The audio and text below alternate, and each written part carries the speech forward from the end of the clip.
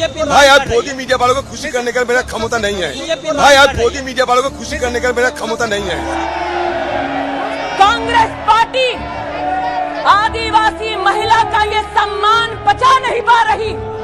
Congress party गरीब परिवार की बेटी देश की राष्ट्रपति बने, इसको पचा नहीं पा रही।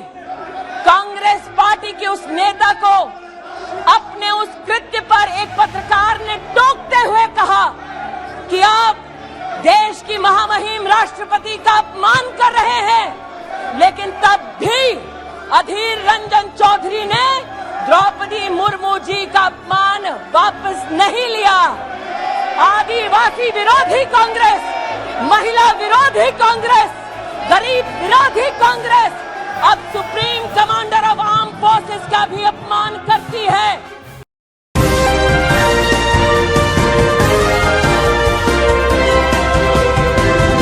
पल पल न्यूज के न्यूज रूम से मैं हूं आपके साथ नदीम अकरम।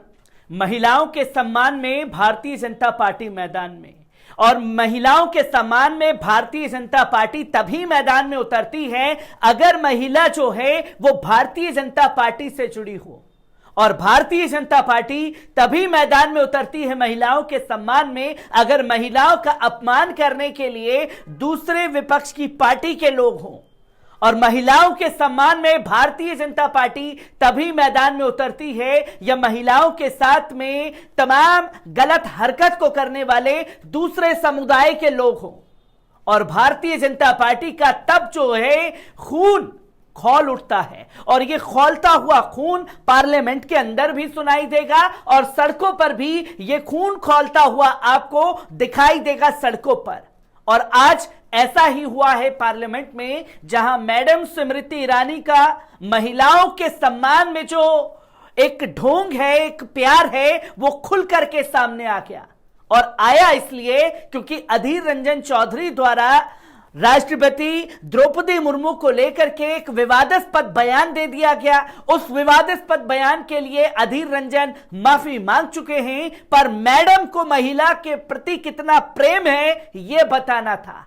तो इसलिए कांग्रेस महिला विरोधी हो गई, आदिवासी विरोधी हो गई, दलित विरोधी हो गई। अब इन तीनों चीजों को आपको दिखाने की कोशिश भी करूंगा, जहां भारतीय जनता पार्टी का यह ढोंग कब कब सामने आया है इसे भी आपके सामने रखूंगा। पर किस तरीके से आज पार्लियामेंट के अंदर एक ड्रामेबाजी देखने को मिली है मैडम स्मृति ईरानी की, उस पर नजर डाल लीजिए।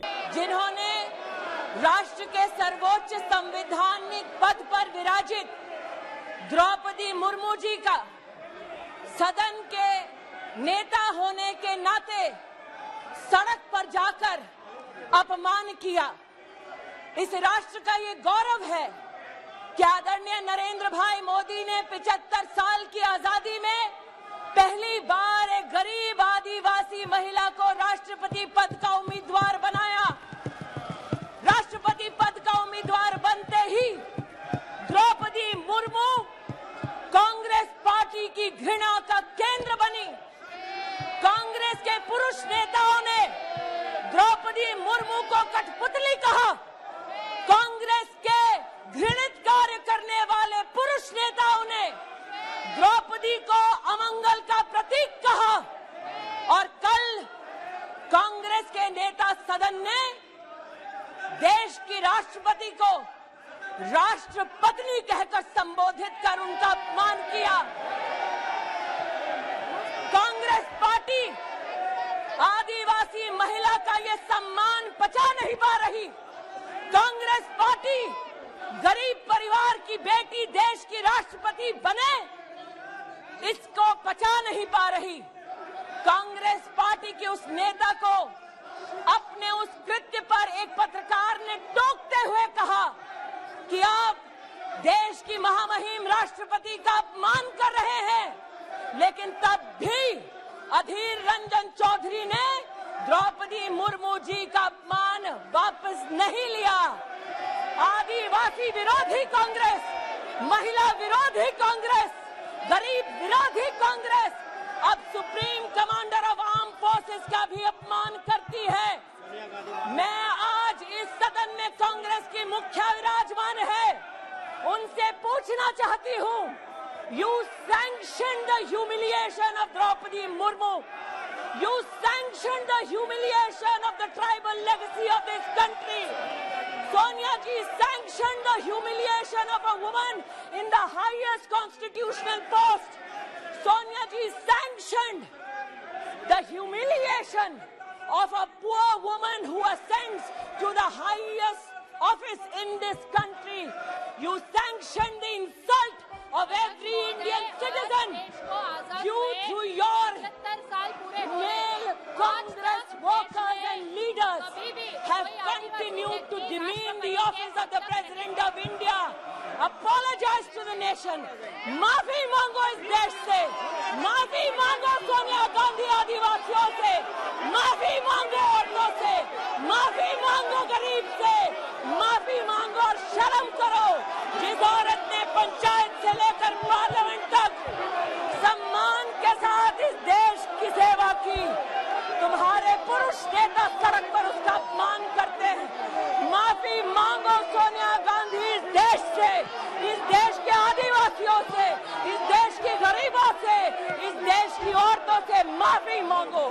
तो दोस्तों, आपने मैडम स्मृति ईरानी को सुना. मैडम स्मृति ईरानी ने तमाम चीजें बताई महिलाओं का अपमान करने के लिए. ठीक है, महिलाओं का अपमान जो है वो हुआ है, और जो अधीर रंजन चौधरी ने कहा वो विवादास्पद बयान भी गलत है. उसके लिए अधीर रंजन चौधरी माफी भी मांग चुके हैं. ठीक ऐसा ही तब स्मृति ईरानी का खून खौला था जब आजम खान द्वारा पार्लियामेंट में विवादास्पद बयान दे दिया गया था, और उस बयान को इस तरीके से भारतीय जनता पार्टी ने रिएक्ट किया. उसके बाद की तस्वीर आप लोगों के सामने है. पर जहां दलित विरोधी, महिला विरोधी और तमाम चीजें जो मैडम एक पाठ पढ़ा रही थी, उस पाठ की हकीकत जानिए.